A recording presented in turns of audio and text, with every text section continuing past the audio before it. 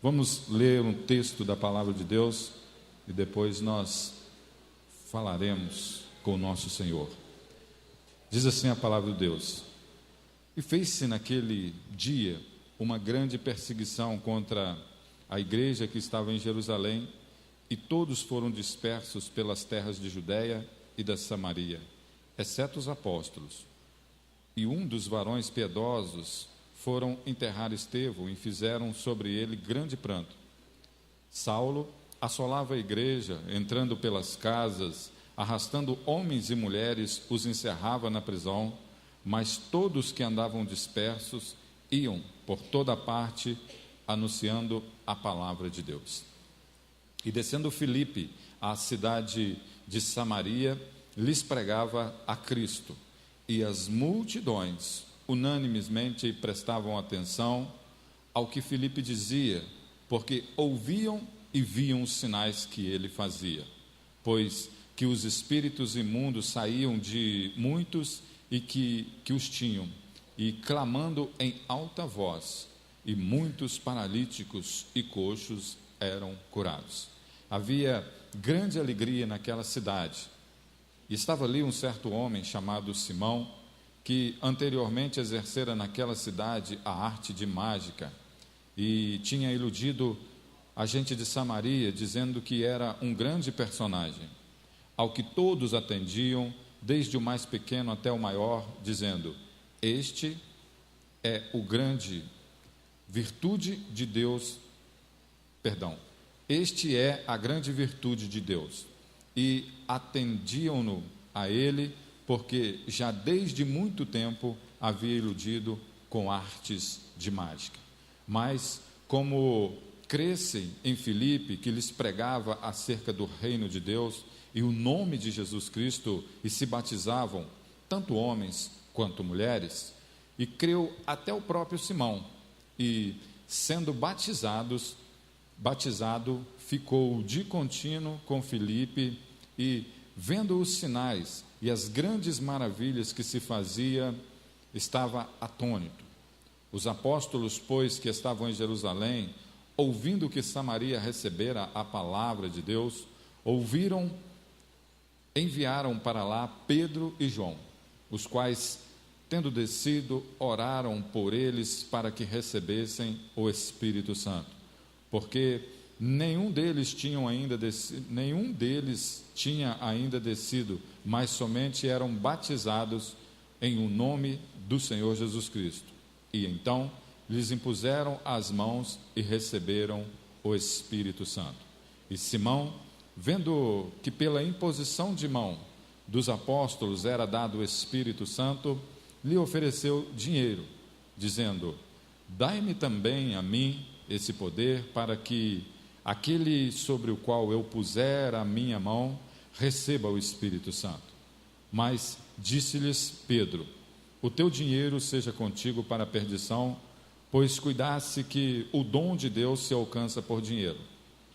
Tu não tem parte e nem sorte nesta palavra, porque o teu coração não é reto diante de Deus. Arrepende-te, pois, desta tua iniquidade e ora a Deus para que porventura te seja perdoado os pensamentos de teu coração, pois vejo que estás em fel de amargura e em laço de iniquidade. Respondendo, porém, Simão disse: Orai vós por mim ao Senhor, para que nada disto que dissesse venha sobre mim. E tendo eles, pois, testificado e falado da palavra do Senhor, voltaram para Jerusalém, e muitos da aldeia dos samaritanos anunciaram o Evangelho. Amém? Pode se sentar. Glória a Deus. A minha oração nessa noite, assim como nós fizemos pela manhã, é que o Espírito de Deus venha sobre a minha vida, que o Espírito Santo de Deus possa me usar com graça, para que eu possa não falar de mim, mas que eu possa falar do que a palavra de Deus está querendo revelar a cada um de vocês. Que o Espírito de Deus me tome nessa noite, para que eu não fale aquilo que o meu coração quer dizer, mas que o Espírito de Deus ministre à igreja, ao corpo de Cristo. Que Deus possa abrir a sua mente e o seu entendimento e revelar a você o propósito dele para a sua vida nessa noite. Amém? Glória a Deus. Então, eu quero falar nessa noite sobre algo que moveu no meu coração enquanto eu buscava a palavra de Deus, e eu quero falar nessa noite sobre a igreja como um contexto muito maior, não como as quatro paredes, mas a igreja, você, o corpo de Cristo. Eu não estou aqui ministrando para uma igreja, um templo, mas eu estou aqui ministrando para uma igreja constituída, você é a igreja de Cristo. E eu quero falar para você nessa noite, e o que eu gostaria de dizer para você é que a palavra que Deus ministrou no meu coração, ela tem a ver com retirando o engano e trazendo a verdade. E eu quero que você foque a mensagem neste tema, porque muitas das coisas que será falado aqui, ainda que separado em alguns aspectos, o propósito final de Deus é retirar o engano e trazer a verdade. A verdade, ela é viva, a verdade, ela transforma, e a verdade liberta. A verdade, ela tem que ser aplicada na nossa vida. E um escritor americano, o John Ryder, ele disse certa vez que a verdade é melhor do que a paz. Parece ser antagônico você falar que uma coisa é muito próxima da outra, mas a verdade é melhor do que a paz. Porque muitas vezes nós, por não querer ter um atrito com uma pessoa, por não querer, às vezes, perder a amizade daquela pessoa, nós deixamos de falar a verdade. E às vezes, por causa disso, nós enganamos. E muitas vezes, na igreja, nós corremos esse risco. E nós, nessa noite, queremos caminhar por essa vereda e mostrar para você que a verdade é melhor do que a paz. Até porque Jesus Cristo disse que Ele não veio para trazer a paz. O que Ele veio trazer? A espada. A espada é a palavra que faz a divisão, e a palavra é a verdade. Repita comigo: a verdade me liberta e vai te libertar. Amém? Então vamos nos contextualizar ali para que a gente possa entender o que está acontecendo. Nós estamos falando de Atos dos Apóstolos. A Bíblia, quando está sendo escrita ali no ano de 150, o Atos dos Apóstolos foi o último livro, por assim dizer, fechando o cânon. E quando se escreveu esse livro, estava contando do crescimento da igreja, estava contando a respeito de como a igreja estava caminhando. Quando nós lemos Atos dos Apóstolos, nós caminhamos até o capítulo 27, quando nós vamos encerrando o Atos dos Apóstolos, parece que o livro não se fechou, parece que não houve um fim. E alguns estudiosos e até mesmo teólogos, pastores entendidos na área da literatura, dizem que nós estamos escrevendo a história da igreja até hoje. Por assim dizer, se nós acreditamos nisso, então nós deveríamos viver segundo os princípios de Atos dos Apóstolos. Porém, não é bem verdade que isso está acontecendo. Eu acredito que nós não estamos vivendo a igreja de Atos dos Apóstolos. Eu acredito que nós não estamos escrevendo a história da igreja no nosso tempo, até porque na minha crença ou na minha insignificância, eu penso que nós estamos vivendo o Apocalipse. E se você for lá para o livro de Apocalipse, no capítulo de número 3, do versículo 14 em diante, você vai verificar que o anjo da igreja, que é Jesus Cristo, ele vai dar um conselho, ele vai falar para a igreja a respeito de algumas coisas que aquela igreja está vivendo. E eu, quando falo de igreja, eu já disse para você que eu não estou falando do templo, eu estou falando de nós. E ele vai falar que aquela igreja, que a igreja de Laodiceia, ela estava vivendo de uma forma diferente dos princípios da palavra de Deus. A palavra vai falar que ele é frio, que ele é morno, ele não é frio e não é quente. A palavra de Deus vai falar que eles estão vivendo de uma forma errada, e o Espírito, ou o próprio Jesus, vai falar que ele aconselha que a igreja compre dele óleo, colírio. Vamos ler lá, para que a gente consiga compreender, capítulo de número 3, versículos 14 em diante. Eu acredito que a igreja, hoje, ela está passando por isso. Algumas pessoas entendem que nós estamos vivendo a última igreja, a igreja de Laodiceia.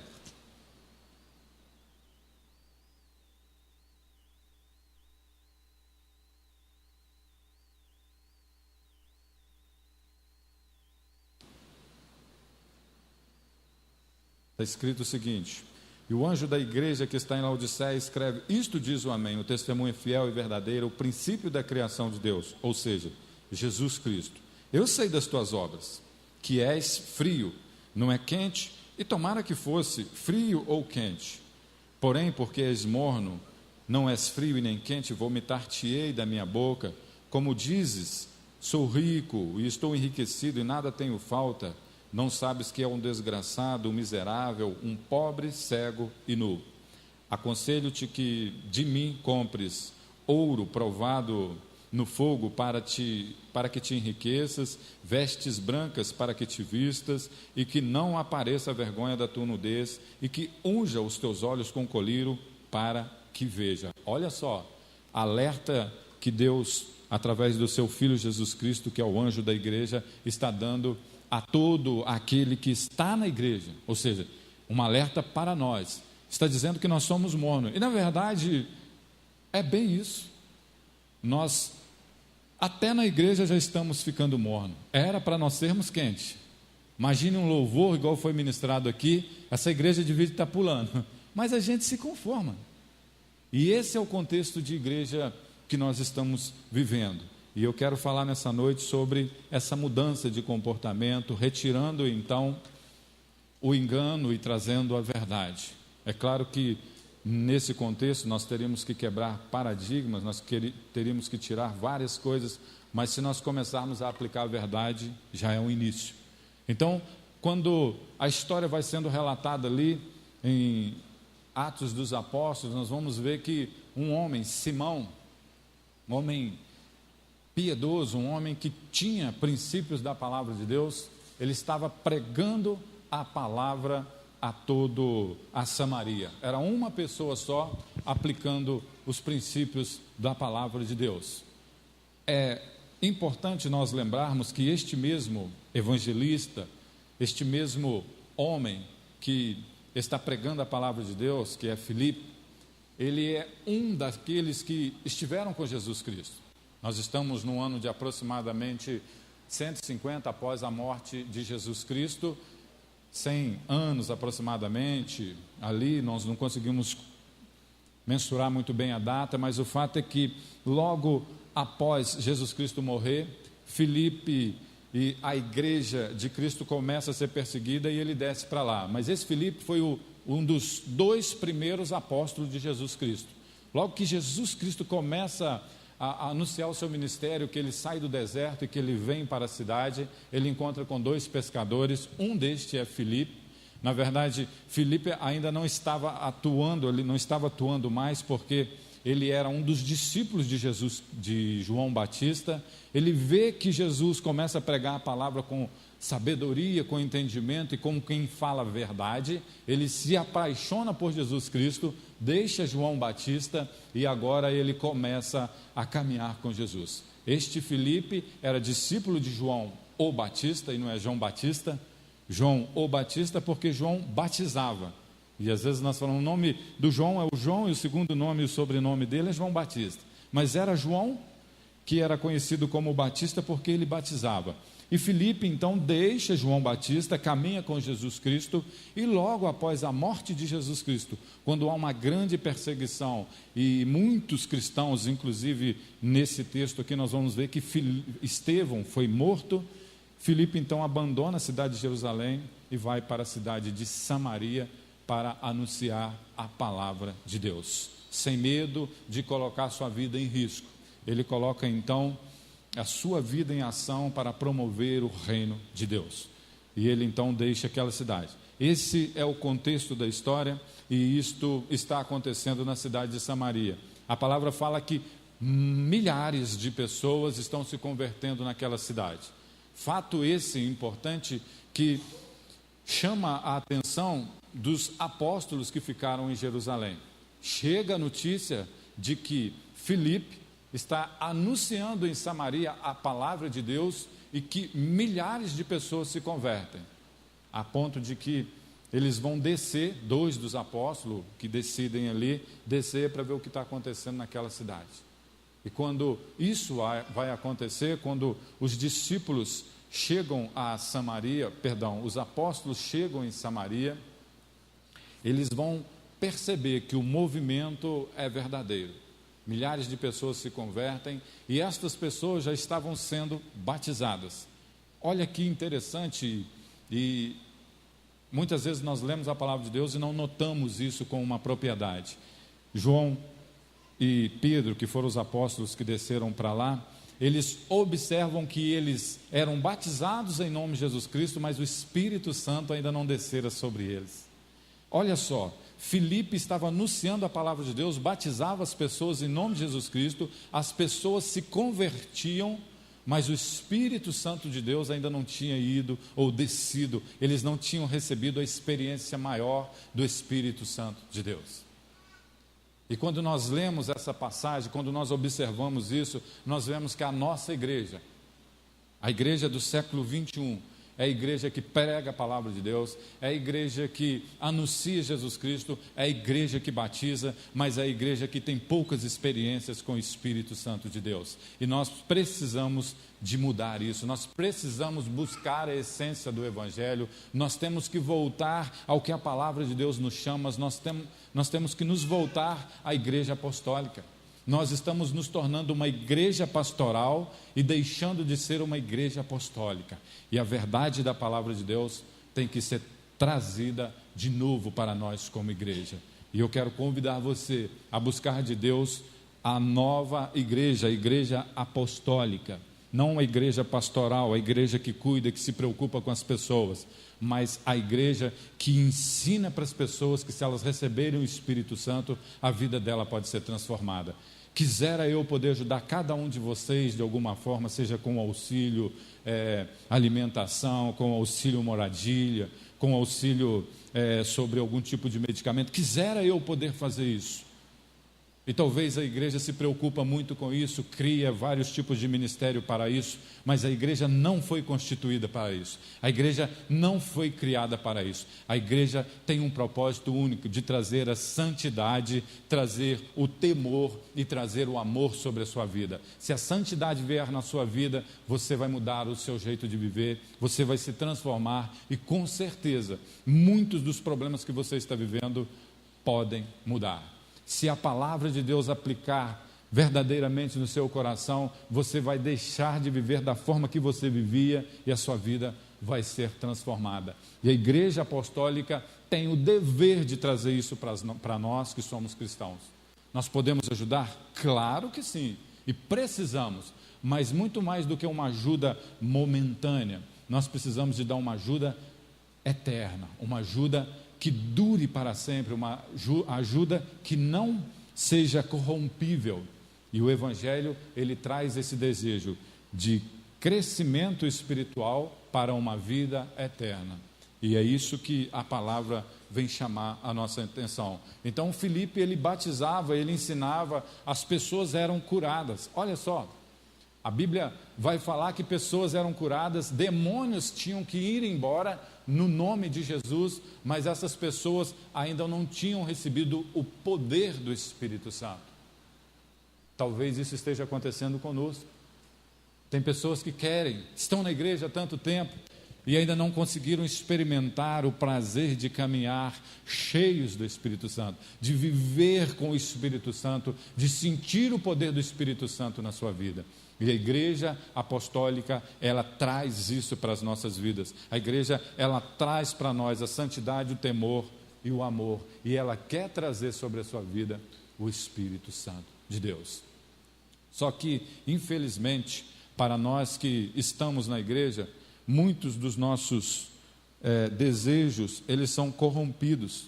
Nós, muitas vezes, falhamos naquilo que nós queremos. Nós queremos o Espírito Santo,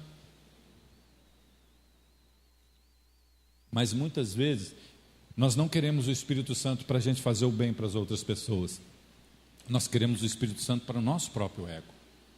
E por isso que muitos de nós não estamos recebendo ou não estamos tendo esse tipo de experiência com Deus. Olha só o texto que nós lemos quando Simão, que era um personagem importante na cidade de Samaria, acredito que dentro da cidade de Samaria, que era uma cidade que tinha uma população bem grande, existia um número de pessoas razoável, mas todas as pessoas conheciam Simão. Todas as pessoas conheciam aquele mágico porque ele exercia um certo poder, ele exercia uma certa autoridade sobre aquelas pessoas. E agora ele está vendo que existe um mover diferente, um homem diferente fazendo coisas diferentes e que não atrai a atenção para este homem, mas para um outro homem. Filipe, ele não prega a palavra no sentido de que ele tivesse que aparecer, mas ele está pregando a palavra e revelando às pessoas Jesus Cristo. A Bíblia fala que Filipe anunciava Jesus Cristo e as pessoas se convertiam. Simão, ele pensava justamente o contrário. Ele fazia as pessoas se iludirem pelas magias ou pela mágica, para que as pessoas olhassem para ele e falavam assim, esse é o cara. E se Simão tivesse no centro daquela igreja, se ele recebesse o poder do Espírito Santo naquele tempo, naquela geração, se os apóstolos não entendessem e não fossem revelados pela palavra de Deus, Simão ele iria cantar mais ou menos assim, que ele diminua e que eu cresça, que ele desapareça e que eu apareça. E muitas pessoas estão na igreja com esse propósito. Querem aparecer a todo custo, querem se destacar, achando que é importante de alguma forma ser o principal. E nós temos que mudar isso na nossa vida. Nós temos que olhar o Evangelho de uma outra forma. A Bíblia nos chama a nos diminuir. Olha o que João Batista fez. Alguém perguntou para ele, quem é você? Você é o Elias que haveria de vir? Você é o Messias? E o que João Batista falou? Não, eu não sou. Quem é você? Eu sou a voz que clama no deserto. Importa que ele cresça e que eu diminua. Mas isso na nossa geração não acontece. Nós queremos crescer para que outros diminuam. Geralmente existe alguma coisa para que a gente cresça e pouco para que a gente diminua, mas a palavra nos ensina justamente ao contrário. Se você vê o texto de João Batista, quando se fala que ele aparece ali no deserto, se você for lá no Evangelho de Lucas, eu quero convidar você a ir comigo lá, você vai ver o que nós devemos fazer para que a gente realmente possa estar no centro da vontade de Deus. Lucas, capítulo de número 3.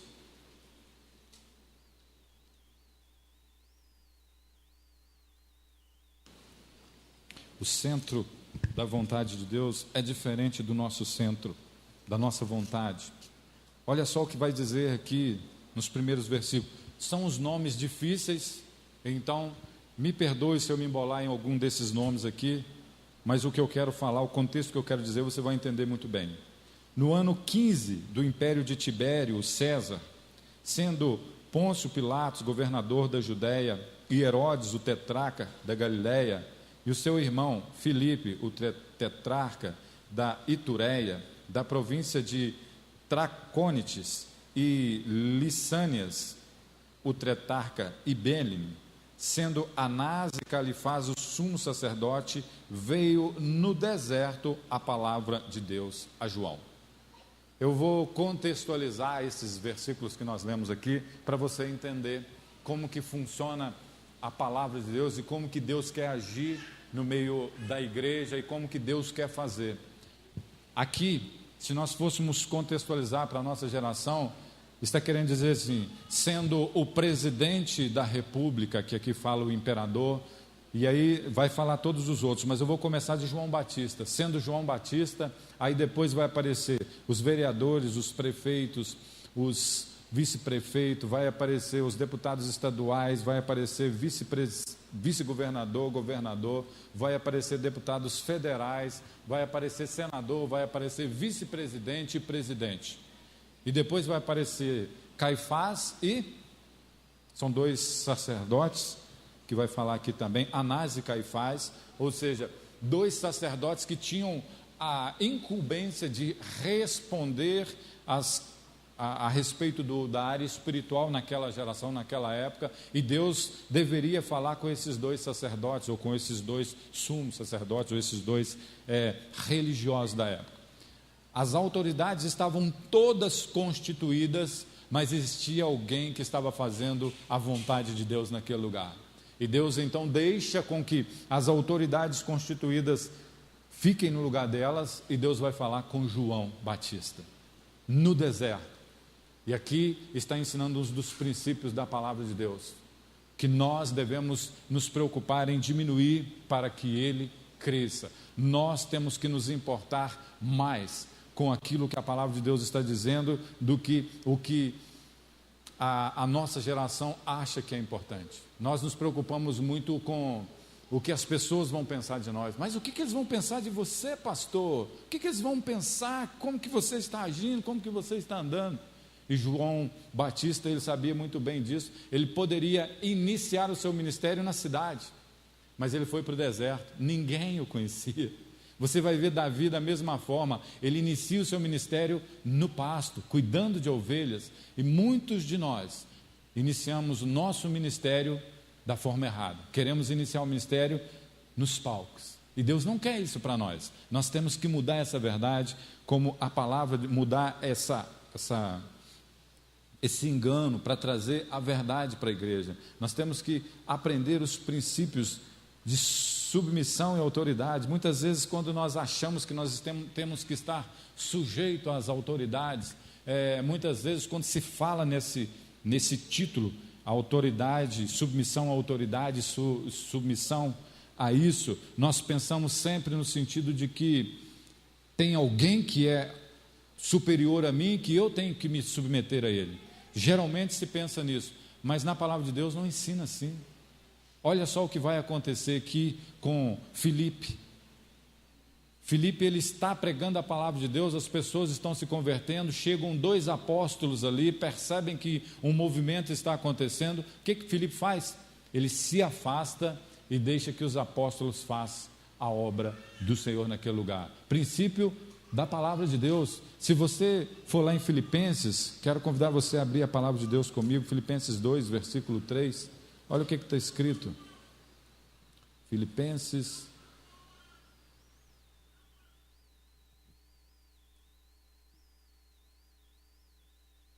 2, 3. Nada façais por contenda ou por vanglória, mas por humildade. Cada um considere o outro superior a si mesmo. Cada um considere o outro superior a si mesmo. O princípio de autoridade, ele parte daquilo que nós entendemos como não existe alguém superior a mim. Eu coloco essa pessoa acima de mim, eu vou promover as pessoas que estão à minha volta. O princípio da palavra de Deus vai me mostrar que eu devo me colocar mais baixo para que o outro cresça. Toda vez que nós vemos na palavra de Deus alguém fazendo a coisa certa, alguns dos princípios do Evangelho que Jesus Cristo fazia, ele certamente promovia as pessoas. Ele afastava alguma situação ali e fazia com que a pessoa pudesse aparecer. De uma certa forma, ele se preocupava em promover as outras pessoas. E o Evangelho vai chamar a atenção nossa justamente para isso, que nós possamos nos diminuir para que ele cresça. Nós devemos fazer se sintam superiores a nós. Como assim, pastor? A palavra de Deus vai ensinar isso. Nós não devemos fazer nada por contenda e nem por vanglória. Olha o que aquele mágico queria fazer. Ele olhou e viu que aquelas pessoas que estavam ali estavam recebendo o poder do Espírito Santo, e ele falou assim: isso é bom. Olha o que está acontecendo, olha o mover. E essas pessoas vão querer mais, porque daqui a pouco elas vão buscar mais Espírito. E aí, se eu for essa pessoa que vou dar o Espírito para elas, e ali o Espírito minúsculo, que não era o Espírito Santo, elas vão ficar dependentes de mim. Olha o sentimento que Simão tinha no coração. Ele pensava que o centro de tudo era ele. Mas a palavra de Deus fala que tudo que nós fazemos, nós não devemos fazer com o sentimento de vanglória, ou seja, puxa vida, mas eu sou o cara. Você já se olhou no espelho pensando assim, puxa vida, mas eu sou bom? Mas tem gente que faz isso. Puxa vida, se eu não for hoje no culto, o culto não vai acontecer. Saiba de uma coisa, vai acontecer, porque quem manda na igreja é o Espírito Santo de Deus. Ele vai continuar agindo na igreja, porque Ele se preocupa com a igreja. Ele disse que as portas do inferno não prevaleceriam contra a igreja. E nós temos que entender isso, nós temos que nos colocar no lugar de humildade, nos submetermos a Ele, de novo, nos submetermos a Ele, para que Ele cresça e que eu diminua. Se nós olharmos na história da Bíblia, ou os relatos, nós vamos ver que algumas vezes os homens, os personagens bíblicos que Deus deixou ali relatado, eles cometeram erros. Algumas pessoas às vezes não questionam, falam assim, mas por que lá na Bíblia está escrito isso? Por que Deus deixou isso acontecer? Em várias áreas nós vamos ver, Deus não esconde as mazelas dos santos, Deus não esconde os erros, porque Ele mostra que no final tem um resultado. E com a igreja, com o corpo de Cristo, também acontece isso, como nós estamos lendo em Atos dos Apóstolos. Mas se nós vermos lá no início, em Gênesis, nós vamos ver que alguém teve uma grande ideia também, de construir uma grande igreja. Os princípios foram totalmente errados, mas ali eu vejo que tem um detalhezinho ali, que a igreja que nós estamos vivendo hoje está praticando, e isso é muito perigoso. Isso nos chama a atenção, porque muitas vezes nós colocamos isso na nossa vida. Olha só, nós vamos para Gênesis, no capítulo de número 11, o texto que está lá relatado nesse capítulo é da história de Babel, ou seja, da Torre de Babel, e ali nós vamos ler dentro daquele texto, daquele capítulo todo ali, que os homens chegaram numa grande planície, e quando eles avistaram aquela planície, quer dizer, era tudo reto, alguém teve uma grande ideia, vamos construir uma torre, ou seja, vamos construir um lugar em que todas as pessoas podem se reunir, e aqui nós vamos edificar uma igreja, vamos constituir um Deus, para que todos possamos adorar, e ninguém poderá nos resistir. O propósito era bom, só que eles queriam fazer isso de uma forma errada.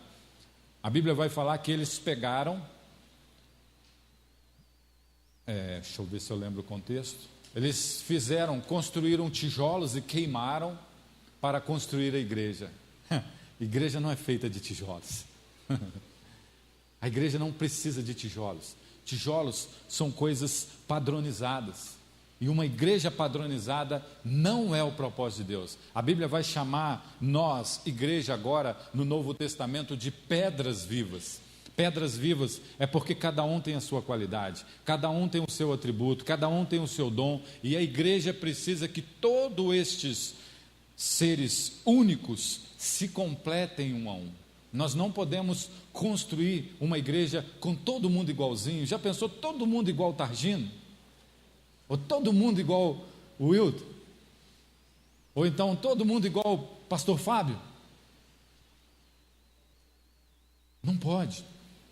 A igreja, ela é única no sentido de cada um representa uma parte do corpo de Cristo. E nós juntos nos moldamos.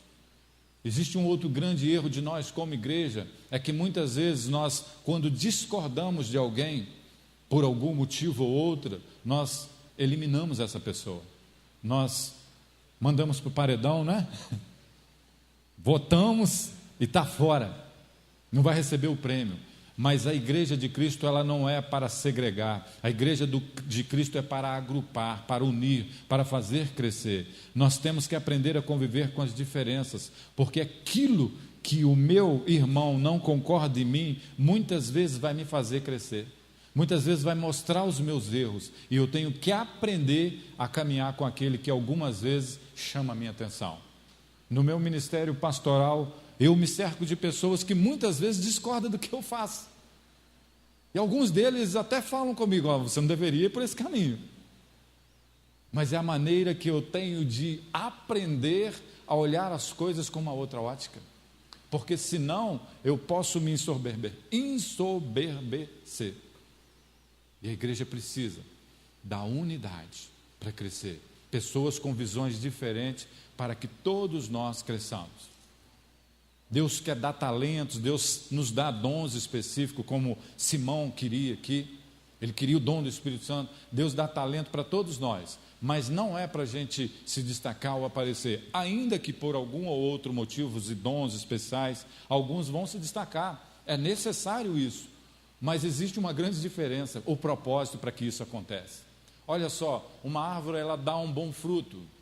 De manhã eu falei da manga. Eu vou continuar falando da manga, não sei porquê. Depois vou ter que tomar um suco de manga, né? Mas olha só, você já viu uma manga chupando o seu fruto? Você já viu uma árvore pegando o seu fruto e consumindo ele? Tudo aquilo que Deus dá para você, que dá para mim, não é para você, é para você abençoar a vida de alguém. E tem pessoas que acham que querem ou que podem receber o dom de Deus para se beneficiar. Tudo que Deus te dá não é para você, é para você abençoar outras pessoas. E quando você busca alguma coisa de Deus para o seu bel prazer ou para você mesmo, no sentido de que há uma promoção especial para você, certamente você vai se perder. Certamente você vai caminhar pelo engano, porque o propósito de Deus é muito maior, é de usar a sua vida para abençoar a vida de outras pessoas. E não pense que Deus não tem um propósito na sua vida como o corpo de Cristo. Deus tem. Ele está te chamando a uma mudança de comportamento para que nós juntos, possamos crescer como corpo de Cristo, para que juntos nós possamos experimentar a beleza do Evangelho verdadeiro. E é isso que Deus quer para mim e para você. Deus te chamou para estar em um lugar livre, em um lugar em que você tenha liberdade de trabalhar. Não está trabalhando por causa de uma situação. Eu estou aqui porque agora eu estou cheio do Espírito Santo. Deus te chamou para uma missão. E você tem que seguir essa missão, que é anunciar o Evangelho de Deus. Você tem que permanecer nessa visão, propagando a palavra de Deus. Como igreja, como chamados de Deus, nós temos que permanecer nessa palavra. Você não pode buscar simplesmente a igreja para resolver os seus problemas pessoais. Quantas pessoas querem simplesmente resolver os seus problemas? Vim para a igreja porque o meu casamento é um fracasso. E aí vai para o Casados para Sempre. Mas o Casados para Sempre não pode fazer nada na sua vida, porque o autor e consumador da nossa fé é Jesus Cristo. É Ele que vai mudar a sua vida. E você tem que ter um encontro com Jesus e com o Espírito Santo. Claro que as ferramentas estão ali, mas o mais importante é você ter um temor de Deus, ou para Deus, ou com Deus. Temor de Deus. Não é porque sua esposa está perto de você, ou porque o seu esposo está perto de você. É porque você teme a Deus. E as pessoas hoje não estão temendo a Deus, estão fazendo as coisas por conveniência. Mas saiba, você está sendo filmado. E tudo que nós fazemos está registrado. Talvez você fale assim, não, mas onde eu estou aqui não tem nenhuma câmera ligada. Deixa eu te dar uma palavra. Os olhos do nosso Deus tudo vê. Se você descer no mais alto, se você descer no lugar mais baixo, no fundo do mar, lá Ele está. Se você subir no lugar mais alto, lá Ele estará. Se você fugir para um lugar distante, lá Ele estará. Então nós não temos como fugir do nosso Deus. Faça as coisas com temor, buscando a santidade, buscando o temor e vivendo em amor. Faça as coisas por amor.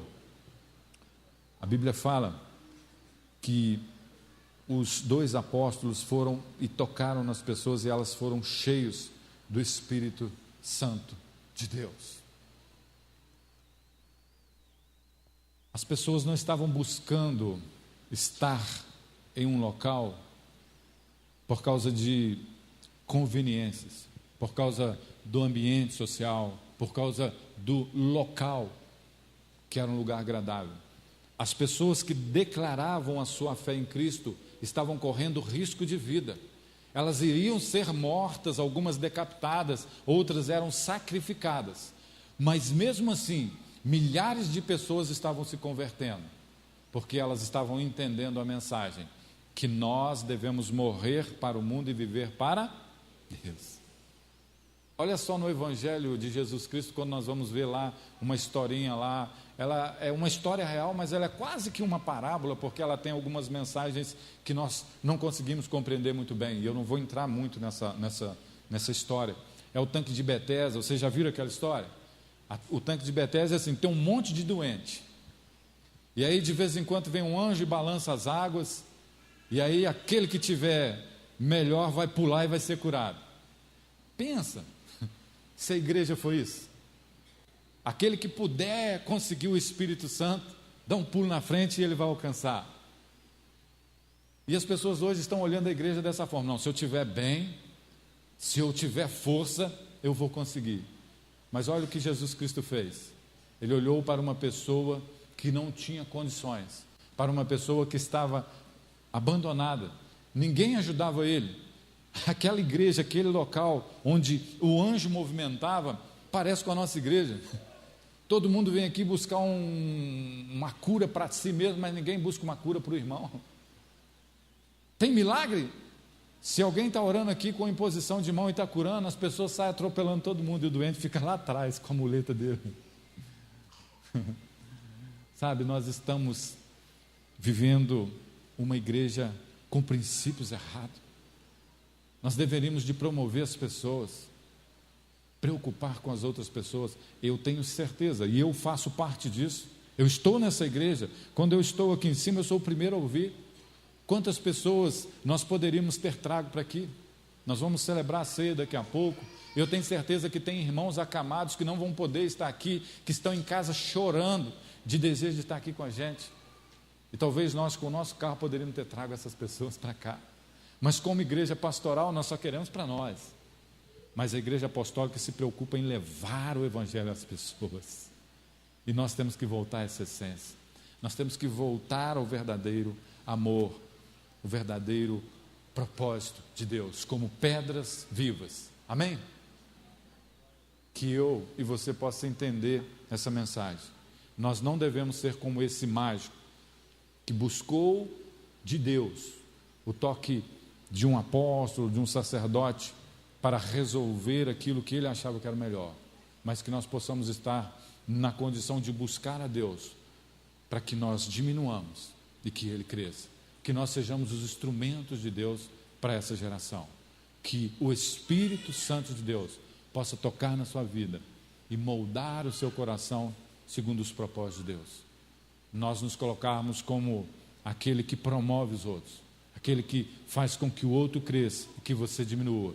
Quando isso acontecer, quando você perceber que não é mais necessário você na frente daquele lugar onde você estava, quando você perceber que as coisas estão andando e que você não é mais tão necessário, saiba, o propósito de Deus está acontecendo na sua vida, o propósito de Deus está se firmando na sua vida. Mas quando você ainda foi importante naquele lugar, saiba, você está fazendo algumas coisas erradas. Jesus Cristo, ele veio e pregou a palavra durante 3 anos, de repente ele foi embora, porque ele entendeu que ele não precisava estar ali mais, porque alguém faria o que ele não poderia fazer. E Filipe entendeu a mensagem. Assim é com você. Eu sei que aqui nós temos líderes em várias áreas. E eu não quero aqui nomear líder como sentido de promoção, mas eu estou falando daquela pessoa que tem autoridade espiritual. Você é líder dentro do seu lar. Você tem que promover sua família. Você tem que cuidar da sua esposa, você tem que cuidar dos seus filhos, você tem que ser líder no seu trabalho, você tem que ser líder onde quer que você for. E você tem esse chamado de buscar o melhor de Deus para que você faça com que Ele seja o maior e que você seja o menor. Você tem que entender que Deus tem que crescer dentro de você e que você deve diminuir a cada dia. Amém? Glória a Deus.